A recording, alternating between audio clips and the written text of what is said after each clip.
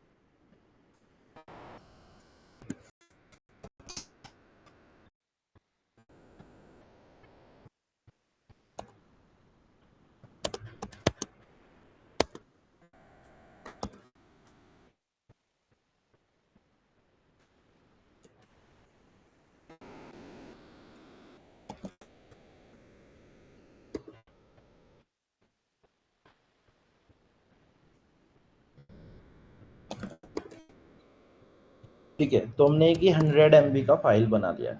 ठीक है, तो अभी हम लोग जो देखने वाले हैं, बेसिकली आपको बहुत बड़ा फाइल बना लेना है और उसके ऊपर ही हम लोग बेसिकली ये कमांड सीखने वाले, जो फाइल का साइज रिड्यूस करने के लिए यूज होता है। तो होता क्या है कि जब आपके पास बहुत बड़ी फाइल है, लेट्स से 500 MB की, 1 GB की फाइल, हो सकता है कि आपको उस फाइल की नीड तो है पर आप उसे डेली यूज नहीं करते, right.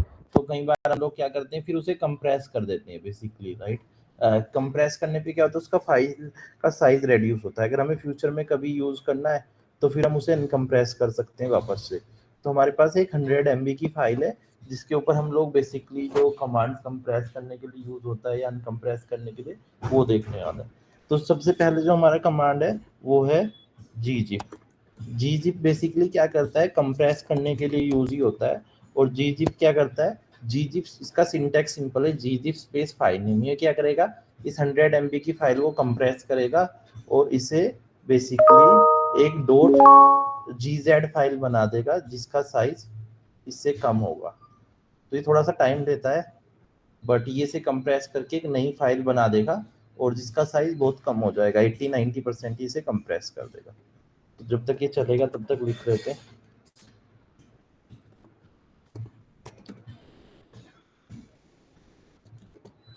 We can use gzip command to compress one or more file at a time.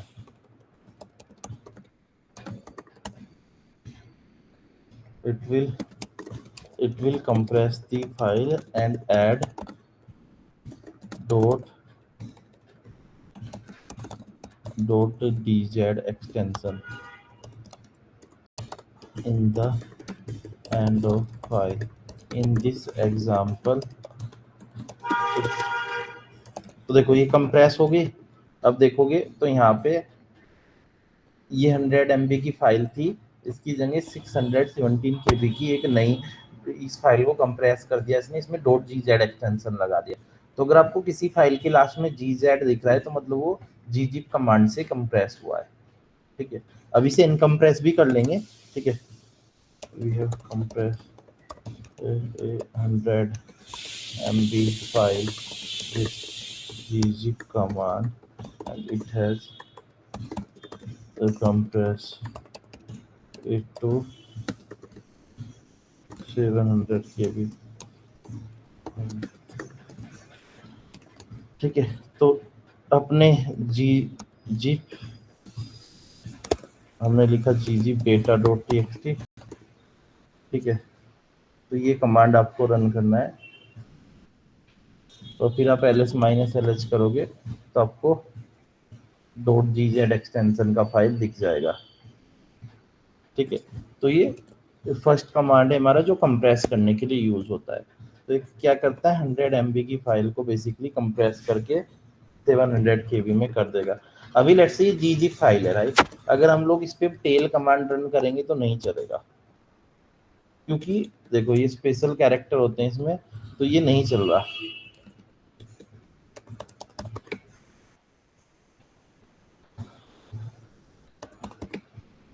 ठीक है, तो अगर हम लोगों ने टेल कमांड चलाने की कोशिश की तो ये ऐसे कैरेक्टर प्रिंट कर रहा है। तो आफ्टर कंप्रेस फाइल को तुम नॉर्मली हेड टेल कैट वगैरह से नहीं रीड कर सकते, ठीक है। कंप्रेस फाइल को या तो आप अनकंप्रेस करो, या यहाँ पे एक कमांड होता है gzcat,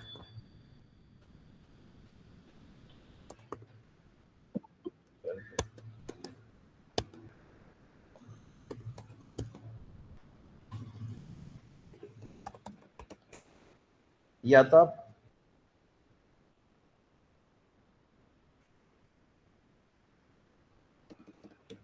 ठीक है। तो अगर आपको कंप्रेस फाइल को रीड करना है, या तो उसे आप अनकंप्रेस करो, या जेड कैट से भी हम लोग रीड कर सकते हैं। तो जो हमारा सेकंड कमांड है वो जेड कैट है, ठीक है।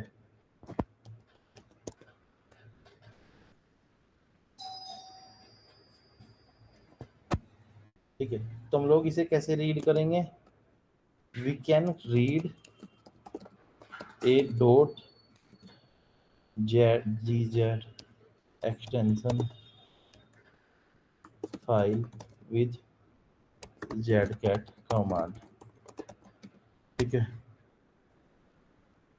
तो जिस फाइल के लास्ट में डॉट जी जेड एक्सटेंशन है, मतलब वो कंप्रेस फाइल है, राइट, उसे आप जेड कैट कमांड से रीड कर सकते हो।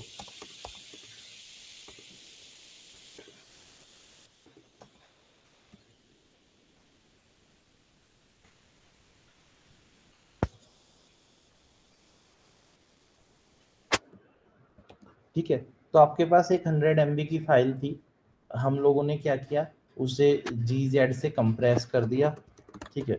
तो हमारे पास ये 100 MB की फाइल थी, जो हमने फाइल बना ली थी, ये लाइन नंबर 10 पे बहुत बड़ी फाइल बना ली थी, data dot T x T. और इसे फिर जब हमने देखा था एल एस माइनस एच से, तो इसका साइज 100 MB से ज़्यादा दिखा था, ठीक है। तो हमने इसे जी जिप से कंप्रेस किया। तो जब जी जिप से आप किसी फाइल को कंप्रेस करते हो, तो वो फाइल के नेम में जी जेड एक्सटेंशन लगा देता है। तो अगर किसी फाइल के नाम में आपको ऐसे जी जेड दिखा रहा है, तो आप समझ सकते हो वो जी जिप से कंप्रेस हुआ है। तो ये कंप्रेस करके फाइल के साइज को इसने 700 KB में कन्वर्ट कर दिया। तो ये कंप्रेस करके ही हमारी फाइल बन गई। तो हमने क्या किया, जी जिप, लेट्स से इसे ले लेते हैं माई डेटा को, जी जिप माई डेटा। तो ये क्या करेगा, इसे कंप्रेस करेगा इस 6 MB की फाइल को, और एक नई फाइल बना देगा डॉट जी जेड एक्सटेंशन। तो बेसिकली इसके नाम में जी जेड लगा देगा, ये लग गया। तो अभी इसने इसे केबीज में कन्वर्ट कर दिया, 36 KB में कन्वर्ट कर दिया 6 MB से। तो अगर ये फाइल जिसके लास्ट में जी जेड दिख रहा है, या ये फाइल, ये दोनों हमने जी जिप कमांड से कंप्रेस किए। इन्हें हम लोग हेड और टेल से रीड नहीं कर सकते, कैट वगैरह से रीड नहीं कर सकते। अगर इन्हें हमें रीड करना है, तो हमें, हम लोगों ने बताया, जेड कैट कमांड से हम लोग रीड कर सकते हैं। अभी मुझे इसे अनकम्प्रेस करना है, मुझे वापस से ओरिजिनल फॉर्म में लेके जाना है। तो उसके लिए जी जिप का अपोजिट होता है गन जिप। तो मैंने लिखा gun zip data dot T x T. तो ये करेगा, अनकम्प्रेस कर देगा इसे, और वापस से हमारी data dot T x T file बन जाएगी, सेम ओरिजिनल साइज वगैरह के साथ, 106 MB के साथ। We can uncompress the dot extension file into command. It will remove the dot z extension from the end of file. तो आपने किया,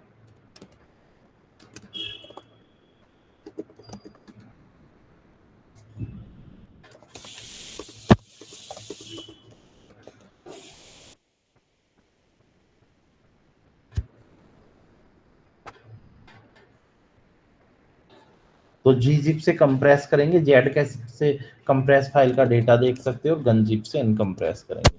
तो ये तीन कमांड आपस में रिलेटेड है। जी जिप से कंप्रेस किया है, तो जेड कैट से आप उसे रीड कर सकते हो, गन जिप से उसे वापस से देखोगे। तो ये हमने गन जिप किया, ये हमारी फाइल वापस से 106 MB की हो गई। इसे भी कर देते हैं गन जिप माई डेटा, तो ये भी वापस से माई डेटा बन जाएगी, और ये 36 MB की हो जाएगी। जी जिप से कंप्रेस करना है, जेड कैट से डेटा देखना है, गन जिप से अनकंप्रेस करना है। ठीक है। तो ये 3 कमांड आपस में रिलेटेड है। अब क्या होता है, ये तो ठीक है कि gzip से कंप्रेस किया, gunzip से अनकंप्रेस। बट क्या होता है, किसी किसी ऑपरेटिंग सिस्टम में gzip नहीं चलता है, किसी में दूसरे कमांड भी चलते हैं। तो मल्टीपल कमांड है कंप्रेस करने के लिए, तो इसलिए हम लोग 2-3 कमांड और देखेंगे। एक कमांड है कंप्रेस करने के लिए bzip2, ये भी कंप्रेस करेगा, और ये बट ये थोड़ा ज़्यादा कंप्रेस करता है, ठीक है। तो इसे हम लोग कंप्रेस यूज करेंगे। तो ये कहता है, ये bz2 नाम से फाइल के लास्ट में एक्सटेंशन ऐड कर देता है। ये थोड़ा टाइम भी लेता है, अभी इसे चलने देते हैं, तब तक लिख लेते हैं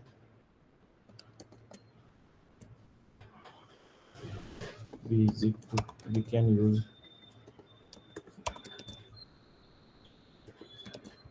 to compress one of it, which will compress the dose bz2 extension.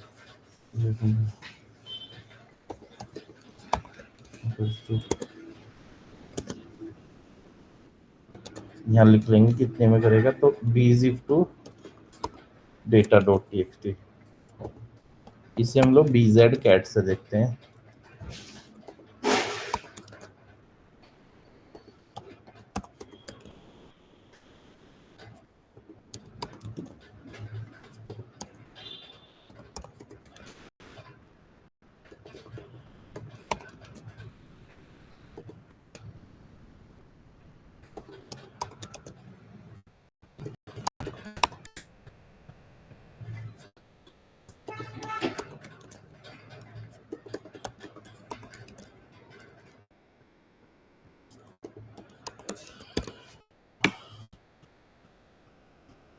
इसे एक बार चलने देते हैं। तो जी जिप से आप कंप्रेस करोगे, गन जिप से आप अनकंप्रेस करोगे, और जेड कैट से आप डेटा देखोगे।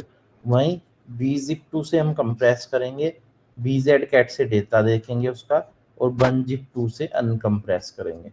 तो ये कमांड सेम ही है, जैसे लाइक दोनों इंटरनल डिफरेंट एल्गोरिदम यूज करता है। तो कोई कम कंप्रेस करता है, कोई ज़्यादा कंप्रेस करता है, और हो सकता है कि किसी ऑपरेटिंग सिस्टम में कोई कमांड सपोर्ट कर रहा हो, किसी में कोई दूसरा कमांड सपोर्ट कर रहा है।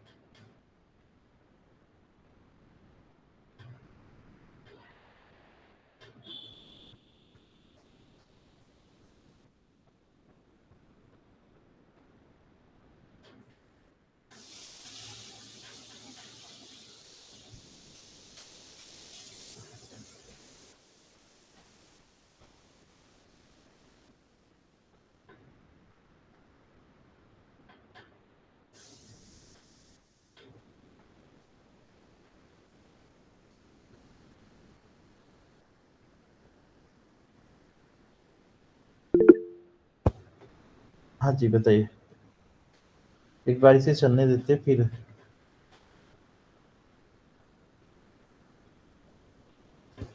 नहीं समझा, राइट भी कर सकते हैं। कंप्रेस फाइल में हम लोग राइट नहीं करेंगे, अनकंप्रेस फाइल में ही राइट करेंगे।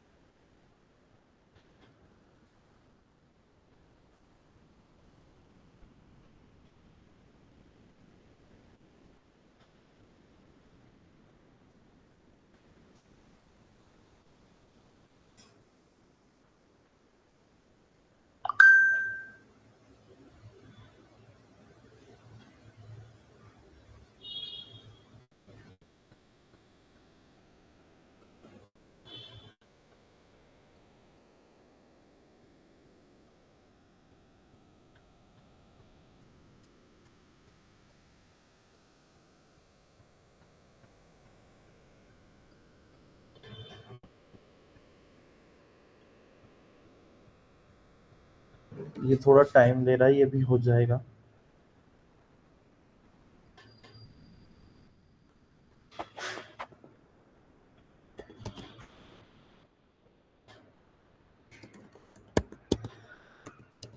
ओके, ये तब तक चल रहा है। अभी एक तीसरा कमांड और है, वो हम लोग इधर देख लेंगे एक बार। इधर इतना ऑफलाइन पे फाइल बना लेते हैं।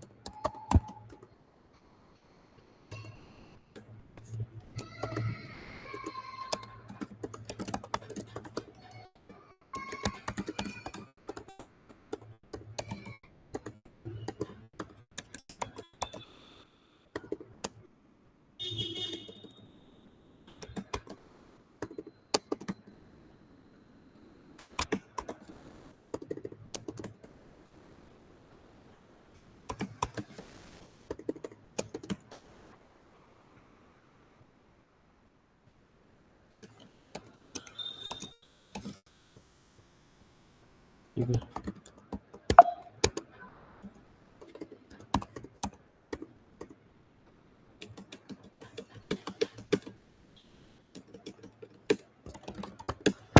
तुमने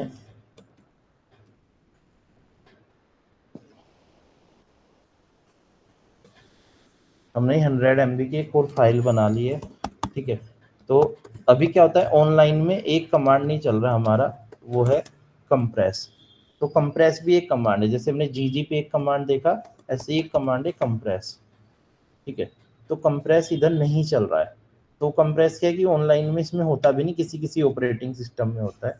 तो वो भी कंप्रेस करने के लिए ही यूज होता है।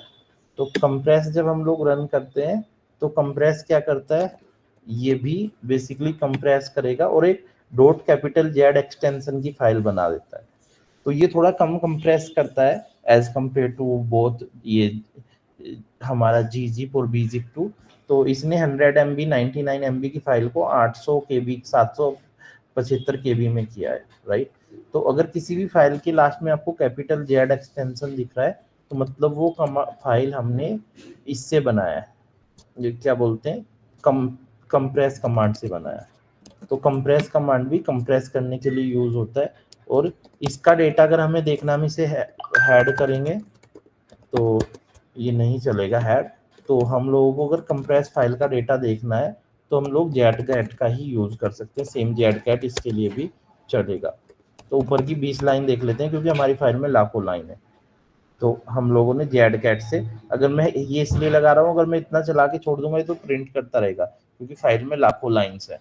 तो इसलिए हम लोग पाइप लगा रहे थे, वरना पाइप का कोई मतलब नहीं, ठीक है।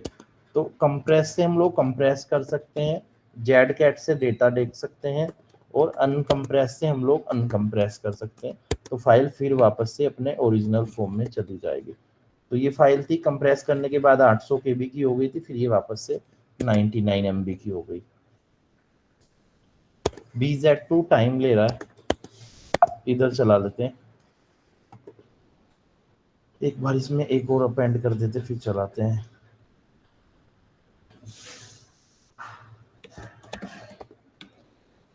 ठीक है, ये हमारा फाइल है।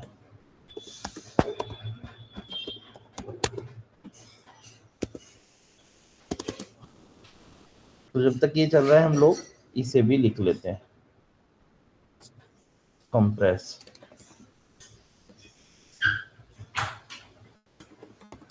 Use compress command to press one, press the file and that dot capital Z extension in the usually has to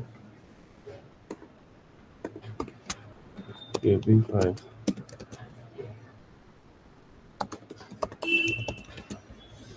तो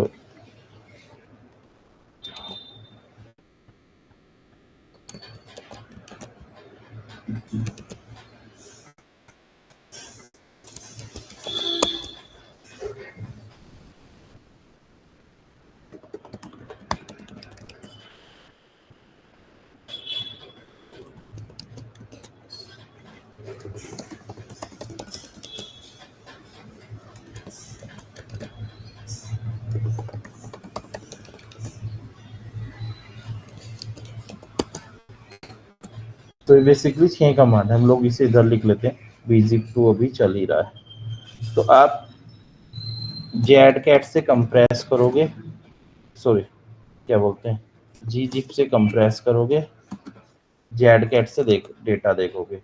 आपने जी जिप से कंप्रेस किया, ठीक है। तो नंबर 1 क्या है, जी जिप से कंप्रेस किया, जेड कैट से अपना डेटा देखा, गन जिप से आपने अनकंप्रेस कर दिया। आपने बी जिप टू से कंप्रेस किया, बी जेड कैट से डेटा देखा, वन जिप टू से अनकंप्रेस कर दिया।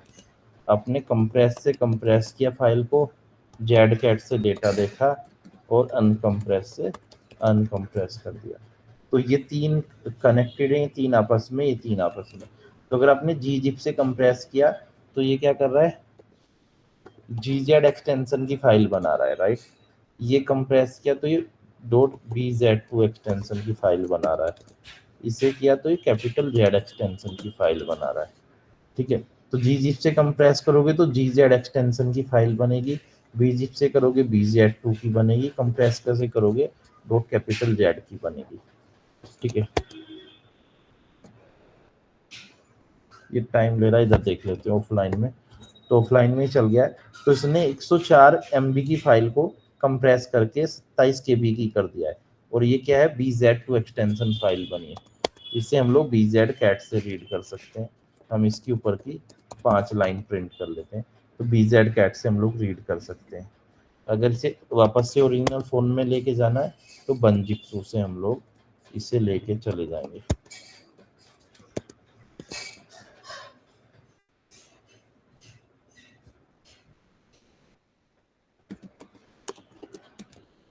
ठीक है, तो जी जिप से कंप्रेस करेंगे तो जी जेड एक्सटेंशन बनेगा। ठीक है, बी जिप टू से करेंगे तो बी जेड टू एक्सटेंशन बनेगा। कंप्रेस करेंगे तो कैपिटल जेड एक्सटेंशन बनेगा।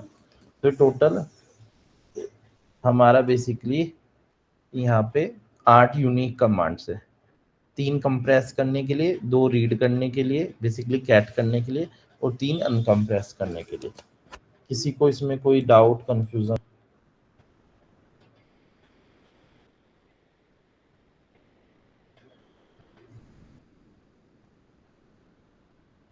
No sir.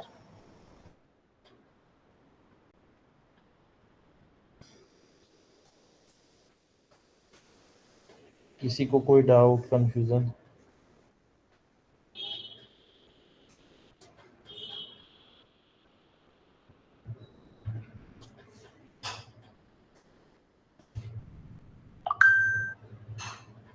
No sir.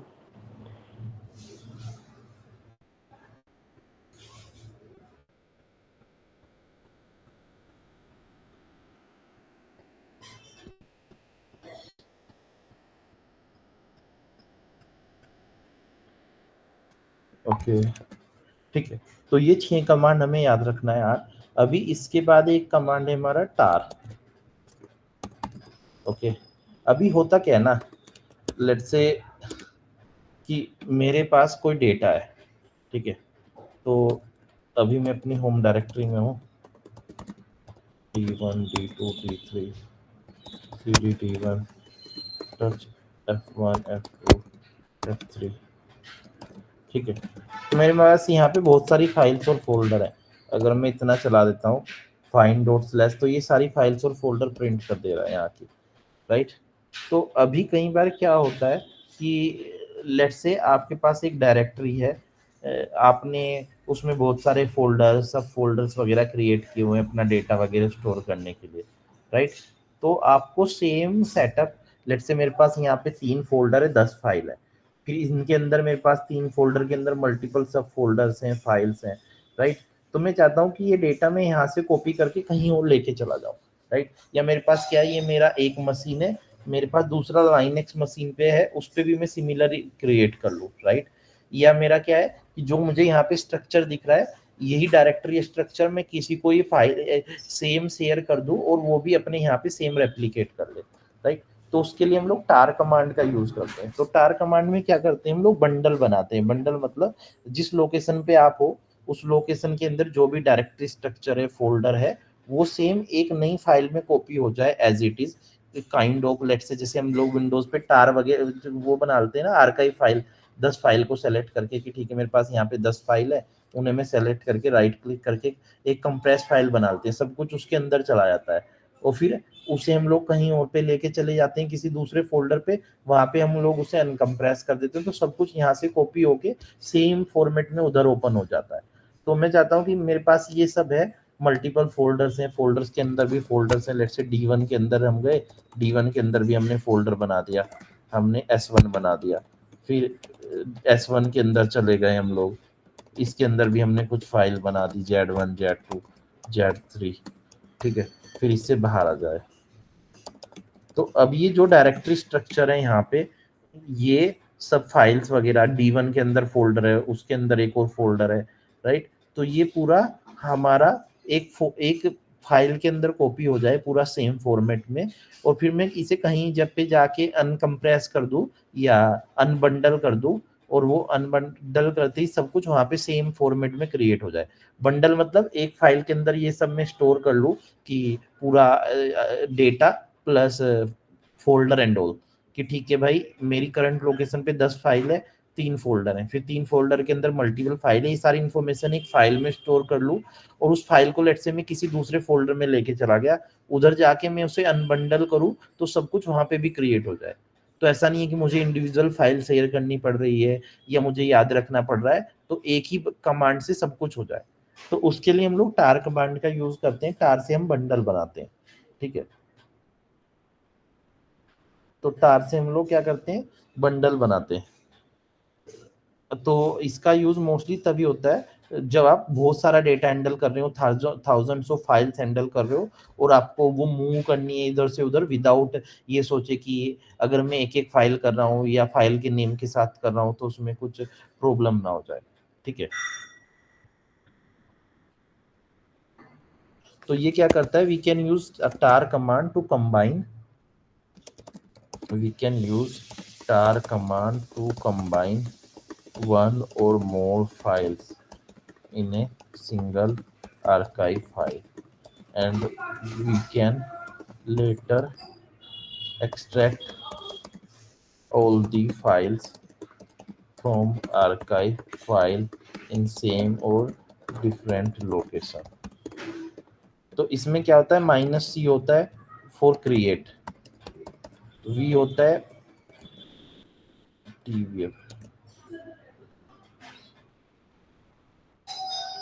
verbose, basically when creating archive file, print everything on the screen.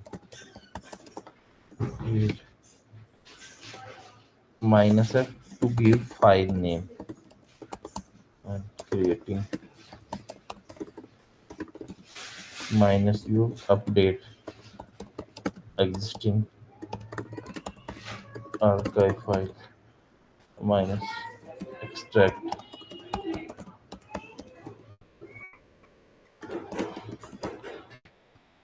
c for create viewer file ux। एक इसमें होता है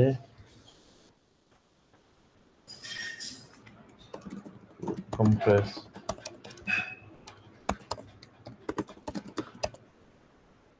ठीक है, तो अभी इसमें क्या होता है, ये ऑप्शन हम लोग देखेंगे।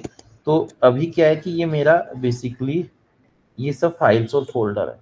ठीक है, तो मैं चाहता हूँ फाइल बनाऊं, आर्काइव फाइल। तो सी क्रिएट हम लोग क्रिएट कर रहे हैं, V for verbose, F for file name. C मतलब हम लोग एक नया टार फाइल क्रिएट कर रहे हैं, इसलिए सी डिफाइन कर रहे हैं। वी मतलब जब भी फाइल बन रही है तो उसके अंदर कितनी फाइल अपेंड की, लेट्स से मेरे पास करंट लोकेशन पे 15 फाइल है, तो 15 फाइल हमने टार के अंदर ऐड किया है, तो 15 के 15 के नाम प्रिंट करेगा। अगर वी नहीं लगाएंगे तो नाम नहीं देगा। F4 मतलब फाइल नेम, कि किस नाम से टार बनना चाहिए, let's say my data dot टार नाम से बनना चाहिए। तो हम लोग इसका मतलब हुआ सीवीएफ का, हम एक नया टार फाइल क्रिएट कर रहे हैं जिसका नाम माई डेटा डॉट टार होगा और उसके अंदर सारी फाइल्स और फोल्डर स्टोर हो जाए। तो वी क्या करता है वर्बोस के लिए, कि उसमें हम ऐड कर रहे हैं तो प्रिंट कर देता है स्क्रीन पे। एफ क्या है कि हम लोग फाइल नेम दे रहे हैं, और सी फॉर क्रिएट कि हम लोग बना रहे हैं।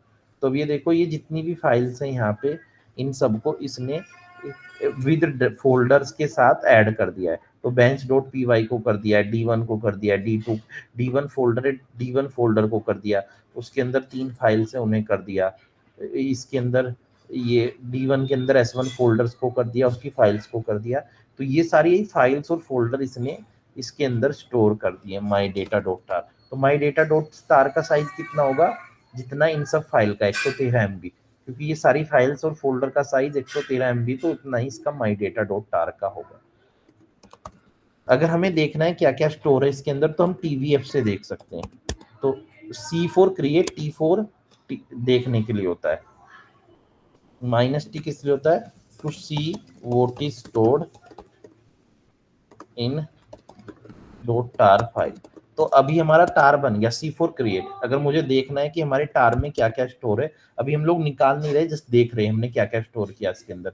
तो इसके अंदर ये सब है, ये सब फाइल्स हैं, ये फोल्डर हैं, फोल्डर के अंदर फाइल्स है, तो इसके अंदर ये सब स्टोर्ड है। और इस डायरेक्टरी स्ट्रक्चर में कि करंट लोकेशन पे बेंच है, फिर D1 है, D1 के अंदर ये सब फाइल्स है और ये। तो अगर हम लोग कहीं पे भी इस फाइल को लेके अनटार करेंगे तो वहां पे सेम डायरेक्टरी स्ट्रक्चर बन जाएगा। तो ये हमने फाइल बना ली।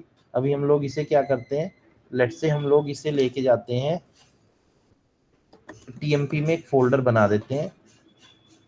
टीएमपी एक फोल्डर होता है सब में, टेम्परेरी फोल्डर, उसके अंदर हम लोग माई फोल्डर बनाते हैं, उसके अंदर लेके जाएंगे इसे। तो हम इस फाइल को कॉपी कर देते हैं माई डेटा डॉट tar को, इसके अंदर टीएमपी के अंदर माई फोल्डर में। तो हम लोग इसके अंदर लेके जाते हैं और फिर हम लोग इसके अंदर जाते हैं टीएमपी फोल्डर के अंदर और फिर माई फोल्डर के अंदर। तो अभी हमने इसे इधर कॉपी कर दिया है। तो अगर मैं अभी इसे एक्सट्रैक्ट करता हूँ इस लोकेशन पे, तो हमने क्या CVF से एक टार बनाया, उसके अंदर सब कुछ स्टोर हो गया, 20 30 50 फाइल जो भी हमारे पास है। ठीक है, फिर हमने उसे एक नई डायरेक्टरी में कॉपी कर लिया है और उधर अभी हम लोग उस टार को एक्सट्रैक्ट करेंगे। बेसिकली एक्सट्रैक्ट मतलब टार माइनस XVF और फाइल नेम। तो ये क्या करेगा, TVF CVF से हमने टार बनाया, C4 क्रिएट, T से हम लोग देखा कि क्या क्या स्टोर है, X से एक्सट्रैक्ट किया। तो इसका मतलब है X4 एक्सट्रैक्ट की जो भी टार के अंदर है वो निकाल के करंट लोकेशन पे डाल दे। तो ये क्या करेगा, जो भी फाइल्स और फोल्डर टार के अंदर है उन सबको करंट लोकेशन पे बना देगा। तो अभी अगर हम लोग इस लोकेशन पे हैं तो ये देखो इस टार से सब कुछ निकल के, ये टार है था हमारा, सब कुछ इधर आ गया है। तो हमारी फाइल्स इधर आ गई, फोल्डर्स इधर आ गए। अगर फोल्डर के अंदर जाएंगे हम लोग D1 के अंदर, तो उसके अंदर भी जो फाइल्स और फोल्डर है वो सब आपको दिखाएगा। तो हमने क्या किया, TVF से एक बंडल बनाया, CVF से C4 क्रिएट, तो हमने एक बंडल बनाया। तो ये क्या करेगा, हम लोगों ने उसका नाम दिया my data dot tar. It will create a bundle with name my data dot tar name and it will stored everything in it. It will store from current location. ठीक है, तो ये क्या करेगा, करंट लोकेशन पे जो भी है सारे फोल्डर फाइल्स उसके अंदर स्टोर कर लेगा। फिर हमने किया था TVF, तो ये it it will print all the files or folder which is stored in .tar file। तो ये सिर्फ देखने के लिए कि क्या क्या स्टोर है। ठीक है, फिर हमने किया XVF, तो X4 extract, it will extract all the file folder from .tar file to current location।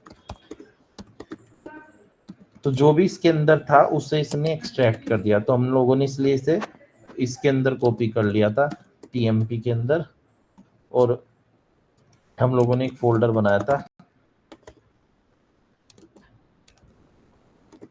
TMP के अंदर माई डेटा, हमने इसे उसके अंदर कॉपी कर दिया था और फिर CD करके हम लोग इसके अंदर चले गए थे। तो हमने क्या किया, पहले एक फोल्डर बनाया, फिर CP से इस फाइल को उस फोल्डर के अंदर डाल दिया, और फिर उस फोल्डर के अंदर चले गए, उधर हमने XVF कर लिया। और फिर आप ls-l करोगे तो आपको दिखेगा कि सब कुछ उस फोल्डर के अंदर आ गया है। ठीक है, तो C4 क्रिएट, T4 जस्ट देखने के लिए कि क्या स्टोर है, और XVF इसके लिए। ठीक है, तो इससे हम लोगों ने क्या किया, एक टार बनाया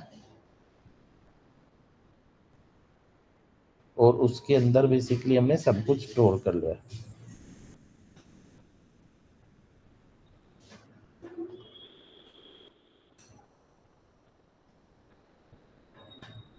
ठीक है, अभी एक चीज और हमें याद रखनी है, हम लोग अपनी होम डायरेक्टरी में चले जाते हैं, हम इसे डिलीट कर देते हैं टार को।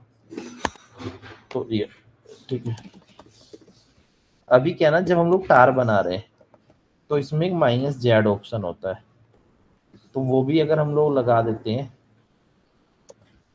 और मेरा my data dot tar dot gz star, तो इसका मतलब है कि हम लोग टार जो बना रहे हैं हम लोग कंप्रेस करके बना रहे हैं। कंप्रेस मतलब gzip से कंप्रेस करके, तो हमारा टार तो बनेगा बट वो कंप्रेस होके बनेगा।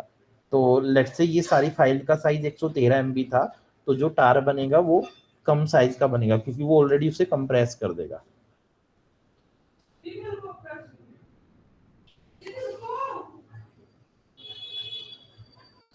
तो अगर आपको कंप्रेस के साथ टार बनाना है तो वो भी आप बना सकते हो।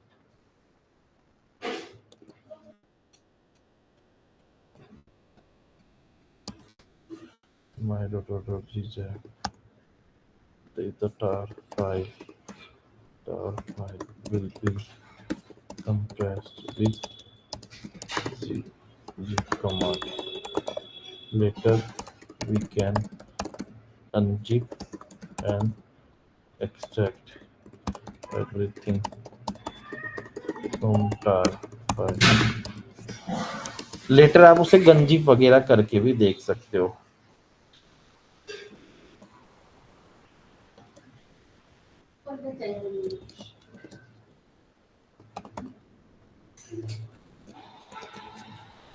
तो ये जो टार बनेगा ये कंप्रेस वाला बनेगा।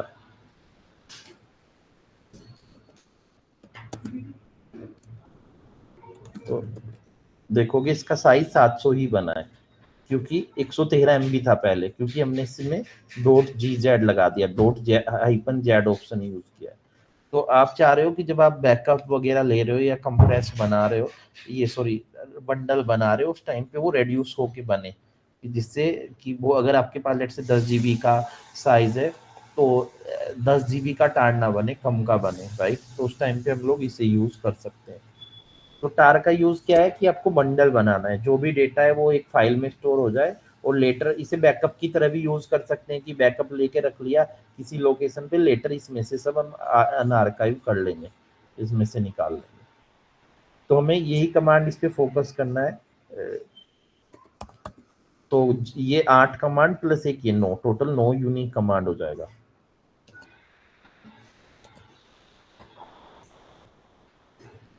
तो gzip compress, gzip का opposite gunzip, bzip two bunzip two compress uncompress, और tar का यूज है बंडल बनाना है।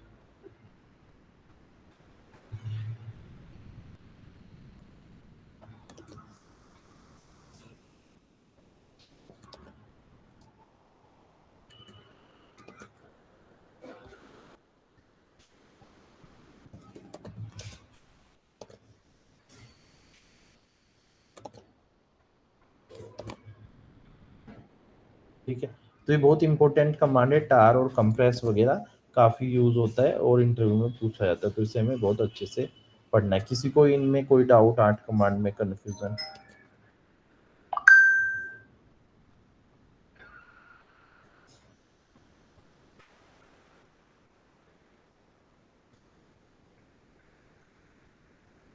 किसी को स्क्रीन शेयर करना है, किसी का नहीं चल रहा है, कुछ एरर आ रहा है तो वो कर लो, देख लेते हैं 5-10 मिनट।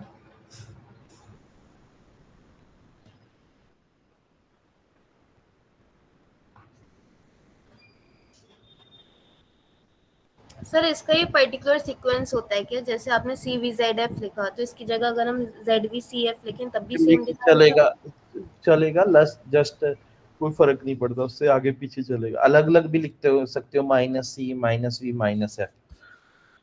Okay okay.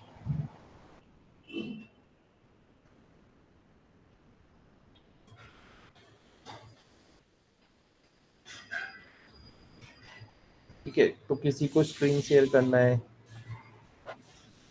प्रीतम? No sir, all clear. Akanksha आपका नहीं चल रहा तो अगर? No sir. ओके,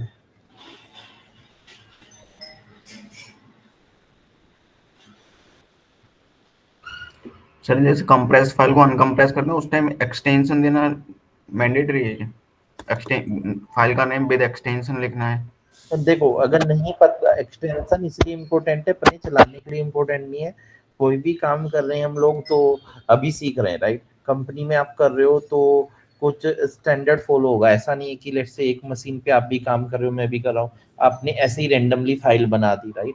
तो अगर लेट से कोई कंप्रेस फाइल हमने बना भी दी और बाद में मैंने उसे रीनेम करके डॉट tar या डॉट gz हटा दिया, ठीक है, बट अब वही है कि फिर अगर कोई और देख रहा है उस फाइल को, राइट, उसे समझेगा ही नहीं कि क्या फाइल है, क्या एक्सटेंशन है। और ये मैंने एक्चुअल में रियल वर्ल्ड में फेस किया है कि कंप्रेस फाइल बहुत सारी कि कुछ लोगों ने बनाया हुआ था, उन्होंने एक्सटेंशन नहीं रखा हुआ था, एक्सटेंशन उन्होंने हटा दिया, तो पूरा पूरा दिन खराब हो जाता है। ये देखते हो कि इसे रीड कैसे करना है, करप्ट तो नहीं है फाइल, क्या हो रहा है। तो इसलिए वो तभी अच्छा है कि आप प्रॉपर एक्सटेंशन से बनाओगे, कोई एक बार में देखेगा तो उसे एक्सटेंशन से बनाए या BZ2 से बनाए। ये एक्सटेंशन इसलिए इम्पोर्टेंट हो जाता है कि आपको नहीं समझना, किसी और को भी समझना है। आज आप हो, कल आपने रिजाइन कर दिया तो आपके पीछे बाद में भी लोग काम करेंगे तो उन्हें प्रॉब्लम ना हो। Okay sir, one zip command नहीं चल रहा है सर मेरे में। मैंने पैकेज इंस्टॉल भी किया बट वो दिखा रहा है पैकेज, सर एक मिनट में बताता हूँ, unable to locate package unzip. हाँ, क्या कह रहे हो?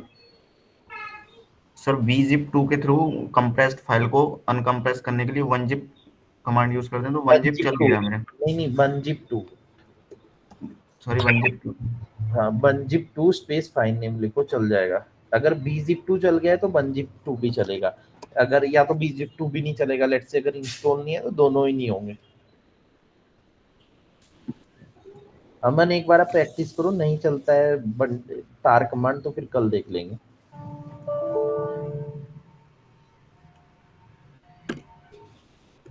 एकदम आप रिकॉर्डिंग उसको